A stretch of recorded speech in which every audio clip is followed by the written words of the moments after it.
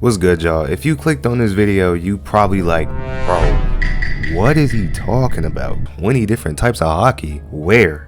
I ain't see that. I'm finna get it straight into it, bro. And when I show y'all obviously gonna be like, oh, this what he meant. And then it's gonna, you know what I'm saying? We gonna have a little talk about it. We need to discuss exactly how amazing this system is that they brought for us to see in movie 2 and expand upon it and see if we missed anything that had to do with hockey or if there was more to it than what meets the eye. But yeah, let me just get straight into showing y'all. If you do end up enjoying this video at any point in time, please go ahead and like the video for me. I really would appreciate it. And let's go. Now, as y'all can see here, this is what I meant by 20 different types of hockey.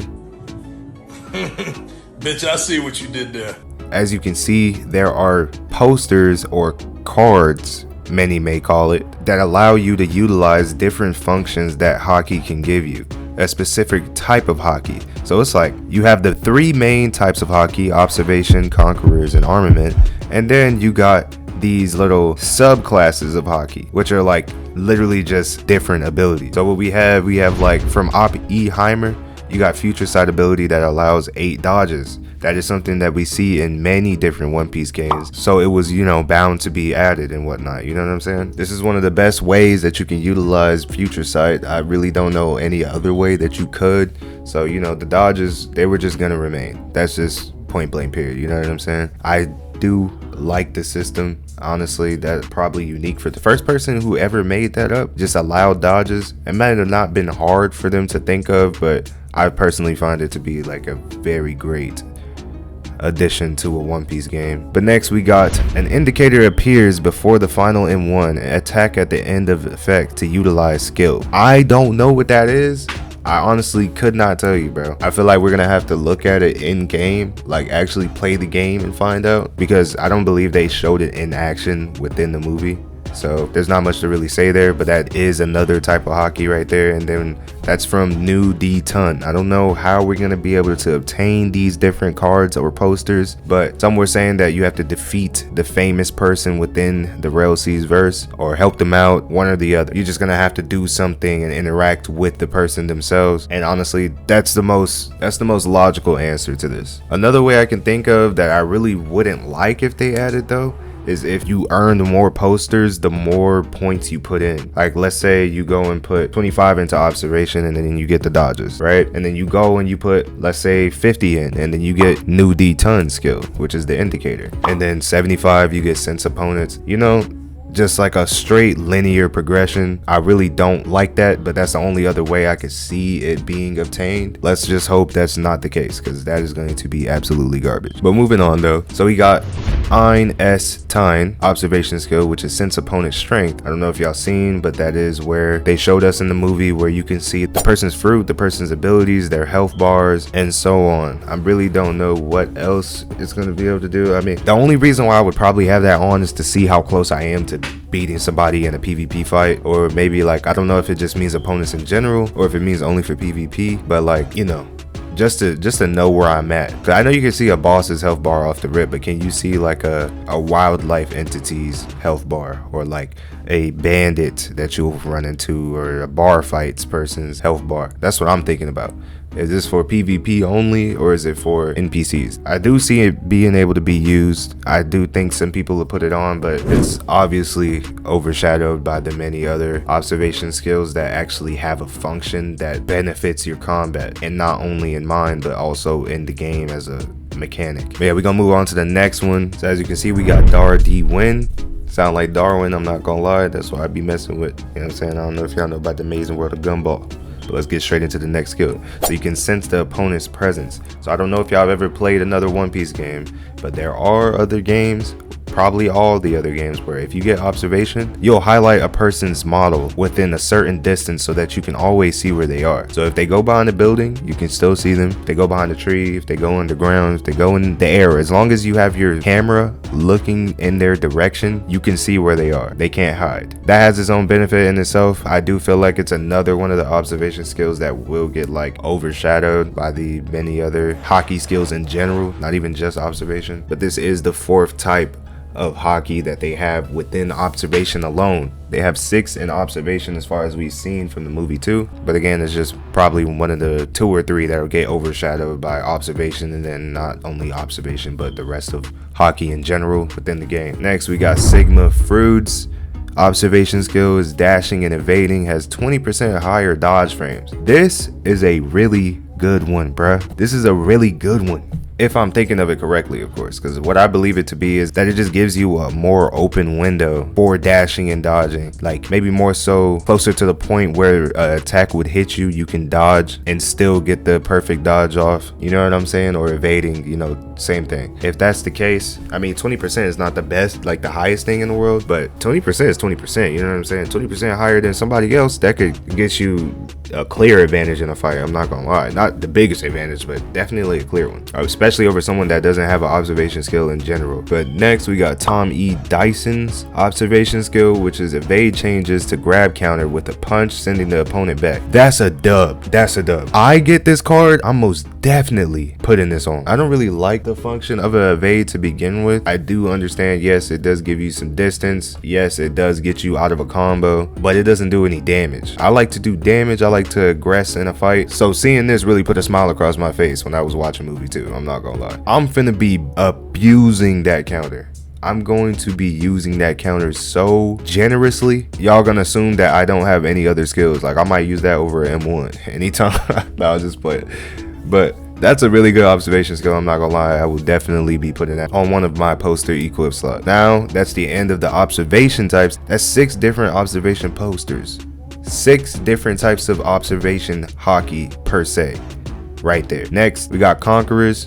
Moving on. So we got Zonda D Goat. Infuse Conqueror's will into combat. Now, I'm not too sure what that means. I don't know if that means it's gonna give you like more stun on your M1s. I don't know if that means it's going to give you a damage buff. I really can't tell you what that means. Infuse Conqueror's will into combat. I'm not too sure. We're gonna have to, that's another one we're gonna have to put on in game to see for ourselves. I feel like it could be a very good card. I feel like almost all of the Conqueror's cards could be a really good card, but you know, we will never really know until we end up trying. So moving on, we got exert your will to immobilize nearby enemies and reduce everyone's defenses by 15%. This, I'm pretty sure, almost completely sure that this is the clip that we seen of you walking and you just exerting Conqueror's Haki in the field that has lightning and all this different like shaking effects.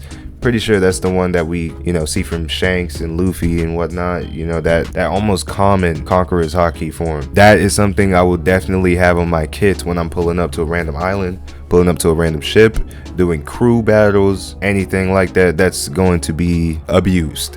Another one. But there's a greater one. There's a greater one that I will definitely be abusing even more so than that. But we're gonna move on to Geng D Khan for now. When knocked, AoE Haki Blast disables the attackers for 10 seconds. They did show us this in movie 2, just like the last, you know, the Julius one right there. This is going to be very beneficial. I believe the knock time is only around 20 seconds or maybe 15. I'm not too sure. I gotta show y'all the clip, but it's exerting this Haki for 10 seconds, constantly knocking back and disabling attackers, and then you only have like 5 or 6 seconds left. Like if you have a team coming out to help you, like you really survive that whole time. Like nobody can grip you essentially. Like you probably will not be gripped. So that's a pretty good one. I don't know if I'll use it because I don't really plan to die, but you know, if I suck at the game somehow by pure coincidence or whatever, I'll probably put that on. I would put that on if I suck at the game, basically. that's what I do. But we gonna move on to the next set of Conqueror skills. By the way, we're at 9 cards of Haki so far, so that is 9 different types, and we're on our next set of 3.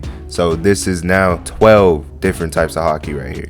So let's get on to Napoleon, which is basically Napoleon, I'm pretty sure. As you can see, they're pretty much just making names separated, but it's like full names like Godzilla, Godizilla, Napoleon, which is a military general, Napoleon. But yeah, reading off his skill, equipping weapon, spiritual force exerts increasing your speed for 10 seconds. So when you equip your weapon, you get a movement boost. That's pretty much it. Now, how much this movement boost is, can't tell you. I honestly don't know.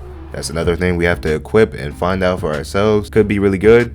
I don't know if that also increases your like combat speed, because it just says speed. It doesn't say movement. It doesn't say combat specifically. It just says speed. So it could be for every single aspect of your character, which would be a dub. I'm not gonna lie. Dodging speed too, you'd go crazy. But when is the cooldown? That's the real question. Like, when is the cooldown for it? Can you just instantly pop it again after these 10 seconds, or like how does that work?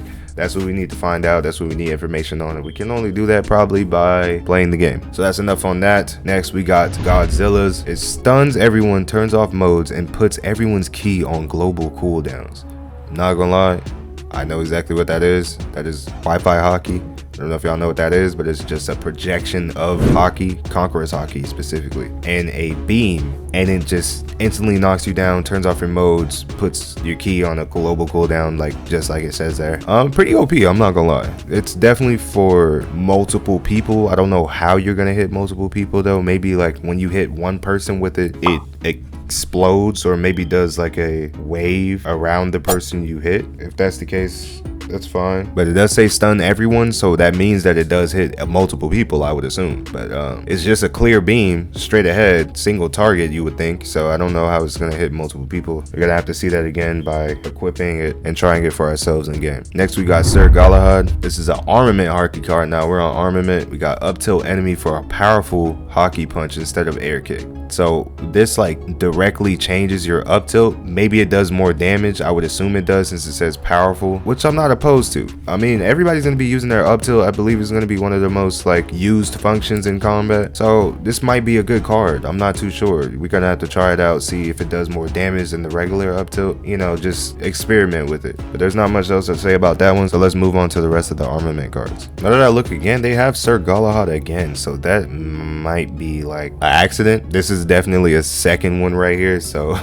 yeah, we're just gonna skip over that. That's definitely taken off one of the types that I said we had in the video. Said we had 20 plus.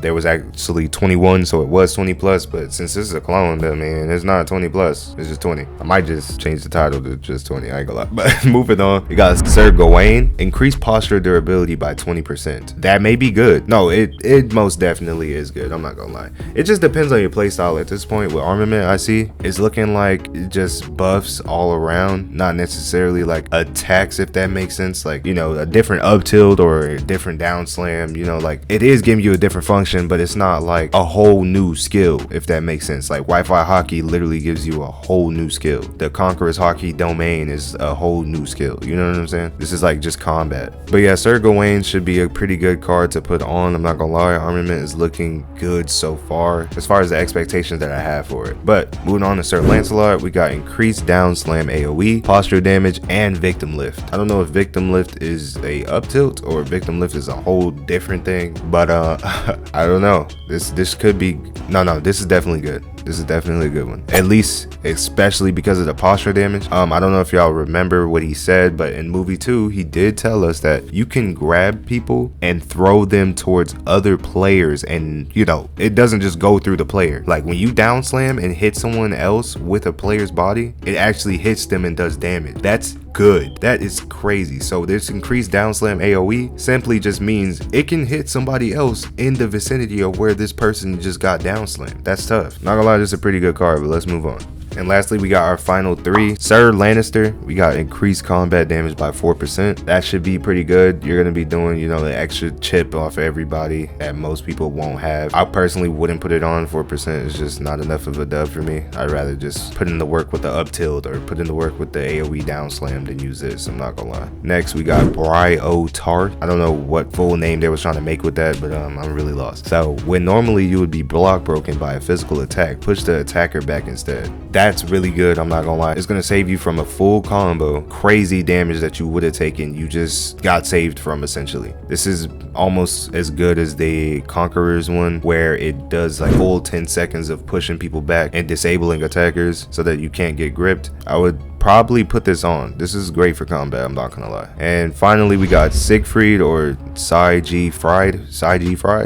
Third heavy attack creates damaging knockback shockwave. Not too sure how this is gonna work. I thought a heavy attack was its, its own thing. It didn't have like a string. I don't know if this just means if you hit a heavy attack 3 times during a fight, this is what it does. If that's the case, I mean, I wouldn't put it on, but it could be pretty good. Not anything too special though, I'm not gonna lie. Not gonna lie, y'all, that would be the 20 different types of Haki I was telling you guys about. This is a amazing system. This allows you to utilize so many different types, or rather functions, that these 3 different types of Haki can give at your leisure, like as you choose, as you please. You get to choose whatever you would want. Not that you can put on everything, you know what I'm saying? Like, I know some of y'all gonna want to be that broken. No, you cannot do that, bro. It's clear that they only gave you 6 slots, which means that you have to pick and choose among these 20 and see what is working best for you, make your best build. And you have to acquire all of these different things. So you won't even have maybe 6 for a while in the game, probably for a while. But more or less, I believe this system is the best Haki system I've ever seen on Roblox. There's no other game that has ever allowed you to use Haki as freely as this. This is amazing, to say the least. And lastly, I mean, this has nothing to do with the 20 different types or whatever, but I just wanted to talk about the customization of Haki. That junk is insanely cool, bro. They're gonna make several different types of Haki patterns. So as you can see, this one has like little droopy things going on there. They're not gonna have only that. This is not the only Haki you can have in the game. I know a lot of One Piece games, they have like simply just black with the accent color or whatever, and like the same Haki design as if it's spreading across your arm and whatnot, and it has like this solid brick part that's just all black. This is giving you many different designs to feel personalized when going on your Haki journey. I find that to be so amazing. I really love to see freedom in games. AAA games, they're not doing it like this. They're really not. As far as mechanics and functions go, yeah, AAA games, they give you more grounded models and more, models with actual good graphics and whatnot. But I'm taking all these functions and mechanics and systems over those models from AAA games any day. That's just a fact. That's just what I'm saying. But they also gonna allow you to pick any color you want, and it's not that you have to unlock them. It's just all free for customization. So I will be in customization for mad long. I hope my crew is the same. That's pretty much all I had to say about Haki today. If you did like the video, you know what I'm saying, go ahead and like it. I know I said that already, but please, you know what I'm saying, I appreciate it. That being said, if you would like to watch another video like this, go ahead and click the video popping up. Deuces.